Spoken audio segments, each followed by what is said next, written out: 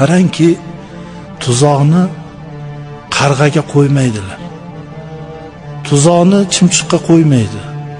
Tuzoqni bulbulga qo'yadi. Chunki bulbullar shirin nolasi bor. Bulbullar suhani bor. Qarg'ani qag'irlagan hech kimga yoqmaydi.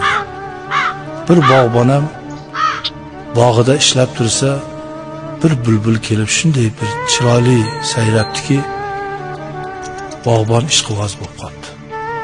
Ertaga tuzoq olib keldi, shu bulbulga qo'yib ushlaydi. Deb ertasiga o'sha bulbul qo'nib turgan daraxtga tuzoq qo'yibdi. Bulbul tuzoqqa ilinibdi.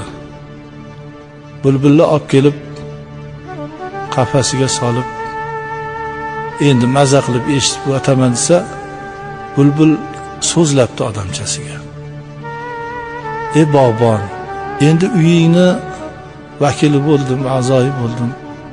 Senga ham bir yaxshilik qilib qo'y. Men qo'nib turgan o'sha daraxtni tagida bir xum oltin ko'milgan ekan, men ko'rdim. Borib kavlab ol. Rostmikin deb bog'bon o'sha daraxtni tagini kavlasa bir xum oltin chiqibdi.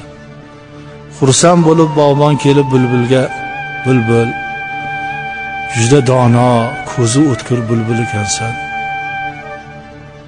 Bir savolim bor. Shundoq ko'zingni o'tkirligi bilan yerni tagidagi xumni ko'ribsan. Nimaga ro'parangda turgan qo'poldan qo'pol tuzog'imni ko'rmading? Shakkoklik qilma inson.